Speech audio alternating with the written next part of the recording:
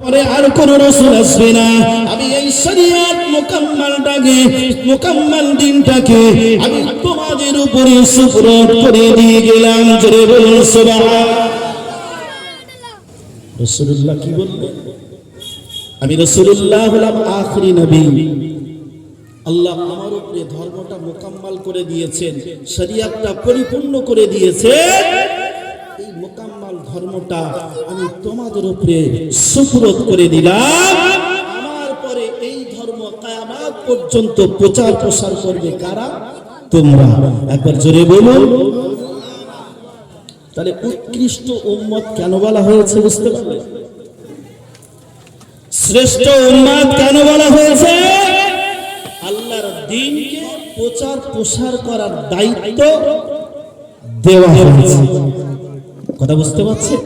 প্রিয় বাবা ছিল ভাইরা, আল্লাহ নবী সাল্লাল্লাহু আলাইহি ওয়াসাল্লাম বললেন, وقال النبي صلى الله عليه وسلم بلغوا عني ولو آية بلغوا عني ولو آية أو كما قال عليه الصلاة والسلام। আমার রাসূলুল্লাহ বললেন, আমার রাসূলুল্লাহ সাল্লাল্লাহু আলাইহি ওয়াসাল্লাম জানিয়ে দিলেন, ওয়া আমার উম্মাতুম্মাতারিরা ওয়া আমার উম্মাতুম্মাতারিরা।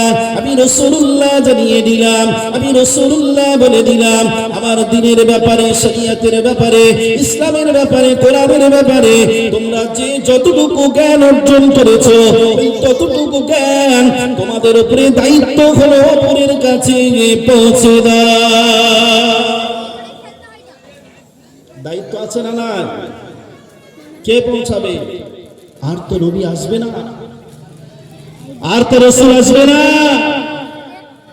তবে আল উলামা ওয়ারাসাতুল আম্বিয়া, এবং তার সঙ্গে সমস্ত মানুষের উপরে, সমস্ত উম্মাত তাদের উপরে দ্বীন প্রচার প্রসার করাটা আল্লাহর আদেশ, আল্লাহর হুকুম। আপনি যতটুকু জানেন অপরের কাছে পৌঁছে দেন।